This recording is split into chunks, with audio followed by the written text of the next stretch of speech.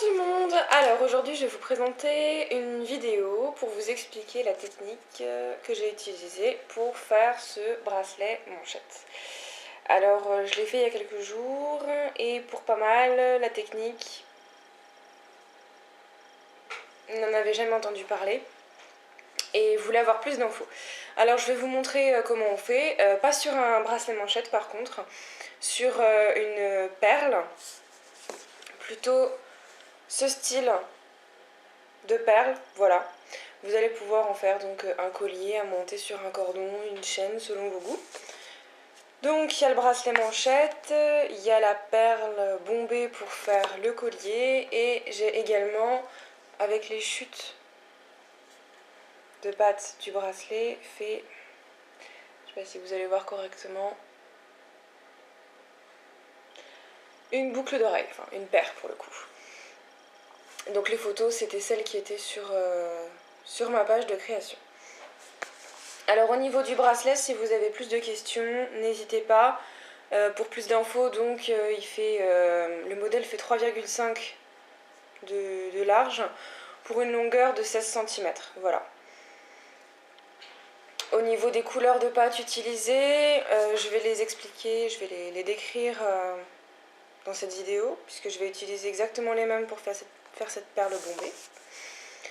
Et je vais vous montrer tout le matériel dont vous aurez besoin et où est-ce qu'on peut se le procurer, tout ce qu'il vous faudra pour refaire pareil chez vous. Alors je prépare tout le matériel et on se retrouve tout de suite après. Alors voilà, le matériel est prêt. Alors niveau pâte, moi j'ai utilisé donc de la pâte Fimo noire et de la pâte Cernit Shiny Gold qui rend comme ça. Voilà, alors c'est du gold, donc du doré. Mais juste pour une petite comparaison, voici le doré Fimo. Voilà, donc c'est limite à se demander si c'est la même couleur. Ça rend pas du tout pareil, autant avant que après cuisson. À vous de voir ce que vous préférez utiliser. J'ai testé aussi le noir avec le doré Fimo. C'est moins ce que je préférais. Là, avec le Cernit Shiny, ça rend donc comme ça. Je trouve que ça se marie bien, c'est assez discret. C'est l'effet que je recherchais. Donc, on va partir sur la Cernit. Ces deux pâtes. Il va vous falloir un tapis de texture. De la marque Cernit aussi. Mais il en existe des tas d'autres, je vous expliquerai après. Et 2 emporte-pièces. Alors au niveau des emporte-pièces, pour vous donner une idée de taille, si jamais vous voulez refaire exactement la même taille de perle, le grand c'est sur le lot de 3 et celui-ci c'est sur le lot de 12 mini emporte-pièces de la marque Graines Créatives. Donc je prends le grand de chaque lot, voilà. Donc niveau du matériel, c'est ce dont vous aurez besoin. Après je vais utiliser aussi un peu de papier cuisson. Vous aurez besoin de votre rouleau, d'une lame. Voilà au niveau du matériel habituel. Rien d'extraordinaire en tout cas. Et après si vous n'avez pas ces pâtes là, vous choisissez celle que vous voulez. Par contre le tapis de texture, pour cette technique, c'est un passage obligé. Vous n'y arriverez pas si vous utilisez une plaque de texture, plastifiée de ce style-là. Ça c'est par exemple pour faire des gaufres. Ça ne va pas marcher, ça n'aura pas du tout le même rendu. Parce que ce qu'il faut, c'est vraiment incruster la pâte dans le tapis. Alors là déjà c'est du plastique, donc ce sera très difficile à récupérer. Et ensuite on n'a pas assez de profondeur pour vraiment avoir un bon résultat. Alors au niveau du tapis de texture, alors comme celui-ci je vous ai dit c'est la marque Cernit. Donc il y en a dans plusieurs marques. Il y en a pas mal qui sont de cette couleur là rose et il y en a d'autres qui sont gris foncé. Le mien je l'ai acheté sur le site de la Fourmi Créative, là où j'ai acheté la pâte Cernit aussi, parce que c'est quelque chose qu'en fait je n'ai jamais trouvé en magasin. Après peut-être que j'ai pas les bons magasins près de chez moi, je ne sais pas près de chez vous ce que ça donne. Mais en magasin, je n'ai jamais trouvé ce genre de tapis de texture. Ni d'autres pâtes que la marque Fimo. Donc je ne sais pas si ça se vend exclusivement sur internet. En tout cas, dans les magasins, j'en ai jamais trouvé. Au niveau des motifs, celui-ci c'est le motif Paisley. Alors il en existe des tas d'autres, voilà, plume de pan, bulle, un peu vraiment tous les styles. Moi c'est celui-ci qui me plaisait le plus que j'ai choisi, en tout cas pour le premier. Je vais vous expliquer comment ça fonctionne et puis on va tout de suite passer à la fabrication de cette jolie perle bombée. Voilà, à la technique, toutes les petites astuces que j'ai pu découvrir un peu partout. Alors, on va commencer par découper un morceau de pâte noire pour avoir déjà ce qu'il faut de côté. Alors, je vais déjà prendre une ligne qu'on va malaxer et chauffer.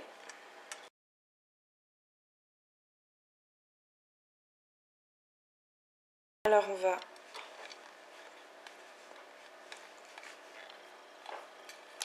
l'étaler. Alors, au niveau de l'épaisseur, j'ai envie de dire, regardez ce que vous voulez comme rendu. Si vous voulez une perle très gonflée ou pas. Alors évitez de le faire trop fin. Le résultat ne sera pas avec le tapis de texture et tout ce qu'on va utiliser ou superposer comme pâte. Si ça peut vous donner une indication. Voilà. Voilà. À peu près au niveau de l'épaisseur. C'est vraiment pas énorme.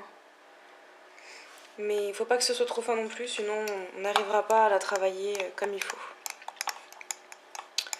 Alors il faut vérifier que ce soit juste un tout petit peu plus large que votre emporte-pièce. Là, c'est bon. Il ne faut pas que ce soit plus petit. Et il ne faut pas que ce soit tout pile non plus parce qu'il va nous falloir des bords.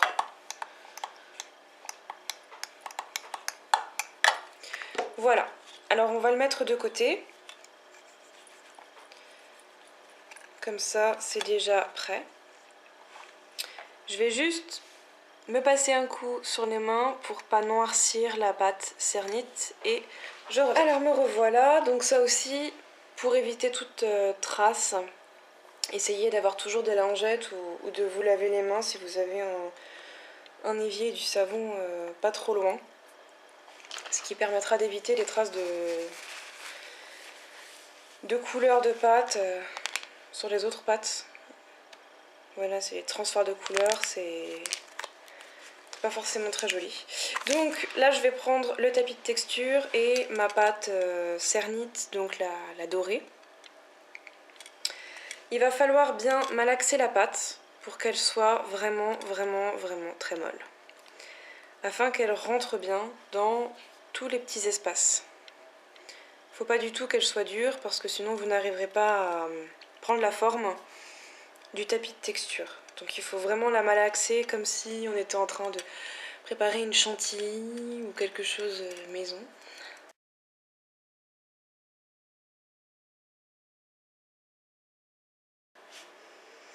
Alors, petite astuce aussi, quand vous mélangez votre pâte, que vous la malaxez, si vous utilisez une pâte comme la Cernite Shiny ou comme les pâtes Fimo Effect, qui sont avec un petit peu pailletées comme ça, un effet satiné,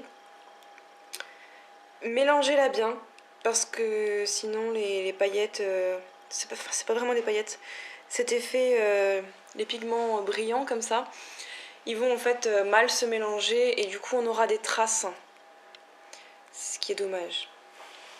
Donc ensuite vous choisissez un endroit de votre tapis où le dessin vous plaît le plus. Moi je pense que je vais utiliser ce côté-là, j'aime bien la façon dont il se met. Voilà. Et alors on va commencer à enfoncer la pâte dedans. Voilà, alors n'hésitez pas à appuyer pour qu'elle rentre vraiment bien dans le tapis.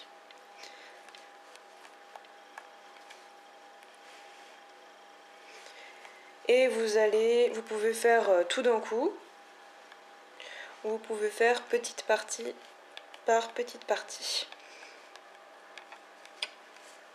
Je vais déjà vous montrer comme ça. Et puis ensuite, je ferai le reste. Alors ensuite, vous allez prendre votre lame souple et vous allez la poser à plat pour racler en fait l'excédent de pâte. Alors si vous la gardez à plat, il n'y a aucun risque d'abîmer le tapis. Mais gardez-la vraiment à plat. Et gaffe à vos doigts aussi. On pense au tapis, mais on pense à ses doigts aussi. Voilà. Ce qu'il faut, c'est qu'il reste vraiment que le dessin. Avec la pâte incrustée dans le dessin. Faut pas qu'il y ait le surplus de pâte au-dessus. Sinon, ça ne marquera pas correctement la pâte noire après.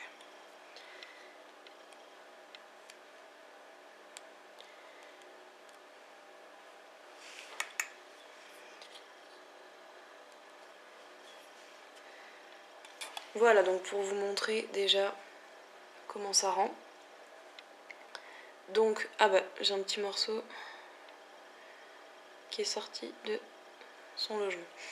Voilà, donc ce qu'il faut, c'est que là où vous avez le tapis rose, donc on va dire les parties hautes du tapis, il faut qu'on les voit encore. Il ne faut pas qu'il y ait de la pâte qui repasse dessus. Il faut vraiment que votre pâte, elle soit seulement dans les trous et pas sur les bosses du tapis. Sinon, ça ne marquera pas le dessin comme il faut. Donc moi, je vais continuer à remplir le tapis. Donc ce qu'il me faut de l'emporte-pièce, et même un peu plus large pour être sûr. Et on se retrouve juste après. Alors voilà, j'ai terminé de remplir mon tapis de texture. Donc les dessins sont bien marqués dedans. J'ai rempli ce qu'il me fallait pour mon emporte-pièce. Maintenant, on va récupérer notre plaque de noir. Et on va déposer le dessin dessus. Alors bien sûr, comme c'est une toute petite partie, il faut viser juste. Voilà. Alors on va déposer le tapis dessus. Et on va appuyer un peu sur le tapis pour fixer la pâte dorée sur la pâte noire. Le but n'est pas d'aplatir notre pâte noire encore plus. C'est vraiment de fixer juste le doré dessus. Ensuite, on va venir soulever délicatement. Et là, vous vérifiez que toutes les petites parties, si jamais il y a des morceaux de doré qui sont encore dedans, vous appuyez sur le tapis pour que ça se mette bien dans le noir. Ça fait plus joli si tous les éléments y sont. Donc, juste vérifier que tout se colle bien.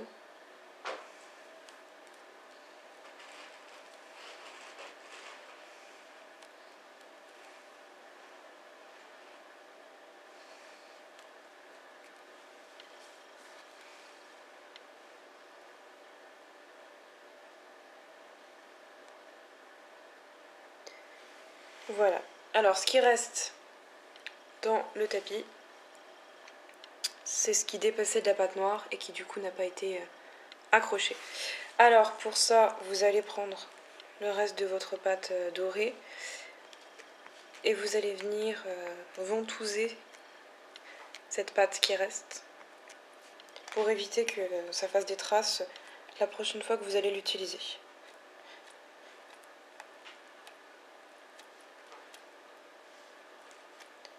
Comme ça, après, vous pourrez le ranger et il sera tout de suite réutilisable pour la prochaine fois. Voilà.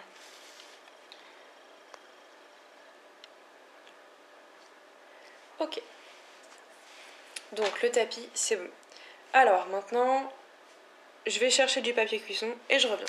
Donc, j'ai cherché un morceau de papier cuisson. J'ai déjà à vous montrer. Donc ça, c'est le dessin qu'on a obtenu. D'accord. Et maintenant, bon, je sais pas si vous voyez, on a donc des bosses. Du moins, c'est le relief de la pâte dorée qu'on a ajoutées. Et ces bosses là en fait moi je vais les rentrer dans la pâte noire de manière à obtenir quelque chose de lisse, vraiment vraiment lisse. Après vous pouvez garder les bosses si vous voulez, hein. Il n'y a aucun souci là-dessus. Moi je cherche vraiment à ce que ça fasse une pâte uniforme. Donc on va déposer le papier cuisson dessus. On va venir avec le rouleau, commencer à frotter le rouleau. Alors on n'a pas dit rouler, hein. Faut vraiment pas étaler la pâte. Il faut juste délicatement rentrer la pâte dorée dans la pâte noire. Donc on va frotter le rouleau. Partout là où c'est blanc, c'est qu'il y a encore, on va dire, de l'air. Donc que la pâte n'est pas égale partout. Et petit à petit, le dessin va commencer à apparaître de plus en plus.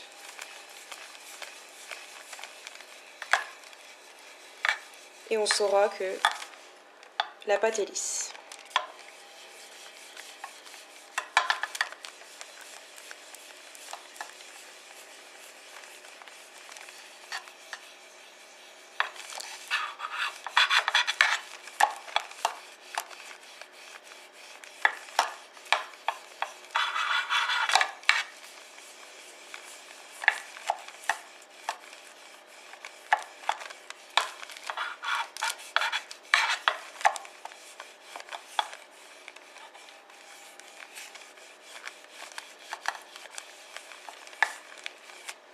Vous pouvez passer au doigt si vous voulez pour vous assurer que tout est à la même taille.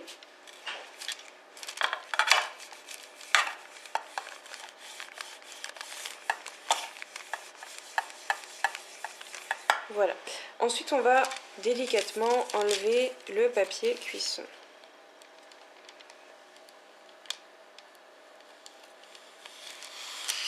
Voilà. Donc, le dessin n'a pas bougé.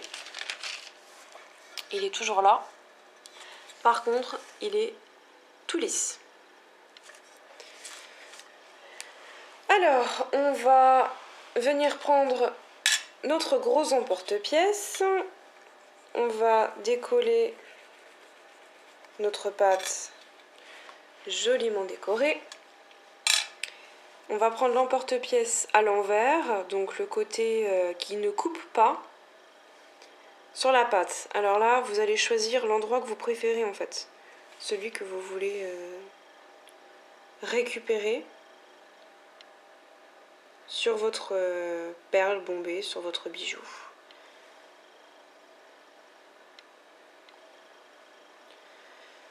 Dans la main, ça va être mieux.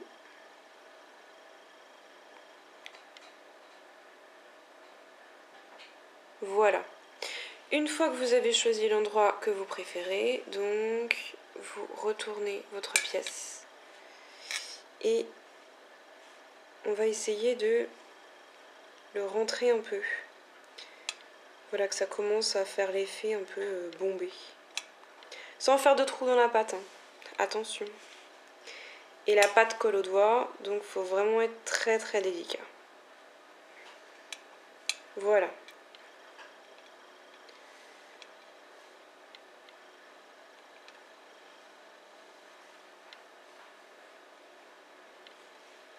On va la laisser de côté. On va reprendre du noir. Donc on va reprendre une ligne.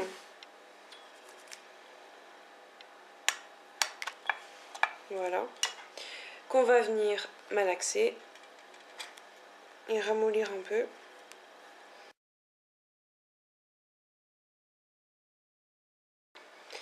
Voilà. Et on va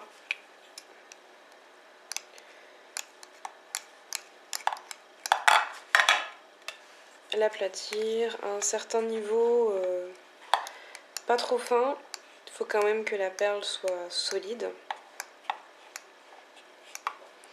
Et on collera l'autre plaque par-dessus, donc c'est vraiment ni trop fin ni trop épais.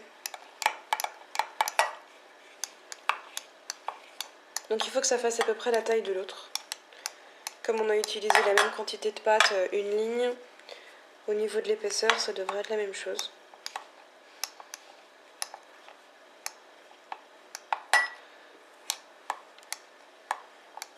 Voilà. Donc,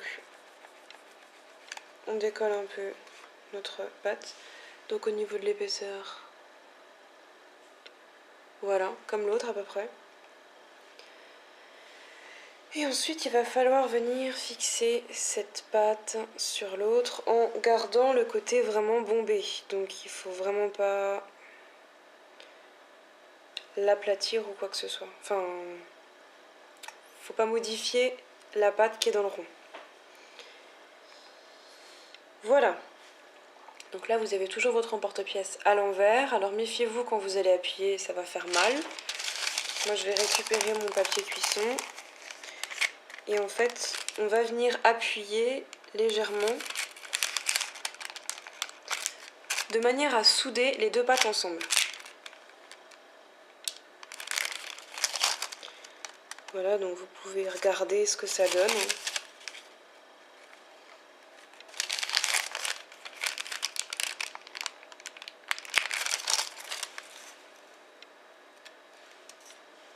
Voilà. Ensuite, on va récupérer l'emporte-pièce, le retourner et cette fois-ci couper. Ok. Donc papier cuisson, c'est bon, emporte-pièce, c'est bon. Et maintenant, on enlève l'excédent de pâte. Vous avez donc une perle, pour l'instant, un morceau de pâte bombé, d'accord? Donc au milieu c'est creux du coup, puisque c'est de l'air ce qu'il y a dedans. Voilà. Ok. Donc maintenant nous allons faire le trou de la perle. Donc pour ça vous aurez besoin du petit emporte-pièce. Vous choisissez l'endroit où vous avez envie de faire votre trou.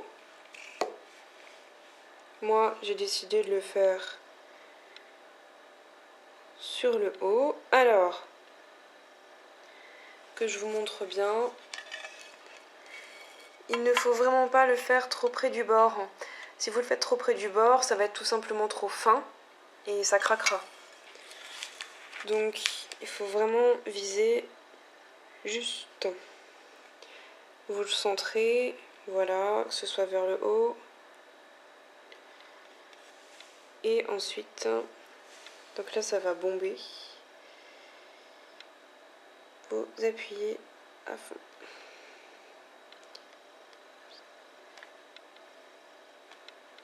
Ok, alors maintenant on va venir, vous pouvez récupérer l'emporte-pièce, voilà. On va venir décoller notre pièce et là il faut faire tomber, voilà, le petit rond qu'on a coupé. Donc moi je vais utiliser un de mes carrés de carrelage pour poser la perle dessus, comme ça je vais pouvoir la travailler un peu à ma guise. Alors pour ça j'utilise mon pinceau en silicone. Donc voilà la pièce, je vous la mets à l'endroit, terminée, jolie perle bombée. Voilà, donc chaque perle sera unique selon le côté de la plaque de texture, que vous avez utilisé. Voilà, donc comme vous voyez, tout est bien soudé. D'accord. Voilà, donc maintenant je vais juste retravailler un peu sur le bord pour enlever cet effet de pâte arraché par l'emporte-pièce.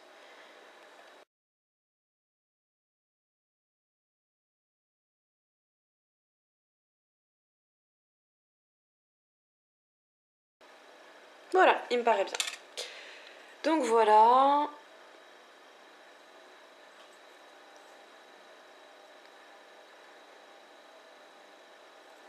Maintenant ça va partir une demi-heure en cuisson à 110 degrés. Respectez bien les températures qui sont indiquées sur votre paquet de pâtes, selon celle que vous choisissez.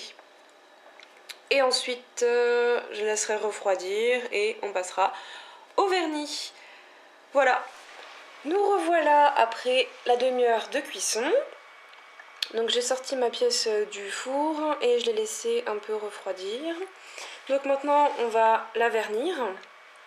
Je vais profiter que ma pièce soit encore fixée à son petit carré de carrelage pour pouvoir la vernir sans qu'elle bouge et puis sans mettre les doigts dessus, ça évitera qu'il y ait des petites traces d'empreintes. Voilà, donc ma pièce est vernie. Comme on peut le voir, elle brille, elle est jolie. Voilà, donc après c'est à vous de voir si vous passez une couche ou 2 couches de vernis selon ce que vous préférez comme rendu. Donc moi j'ai utilisé le vernis Fimo au pinceau. Voilà. Une fois que ce sera sec, vous pourrez monter cette perle avec des anneaux donc, que vous accrocherez ici. Ou alors un cordon noir que vous accrocherez en faisant le tour. Et puis à vous de voir ce que vous voulez en faire. Alors j'ai aussi pensé à autre chose, c'est que vous pouvez utiliser par exemple un emporte-pièce plus petit.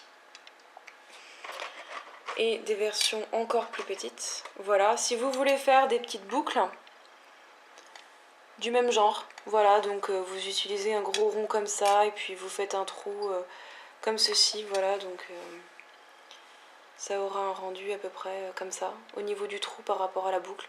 Et puis c'est une boucle assez sympathique encore, c'est pas trop gros pour les oreilles.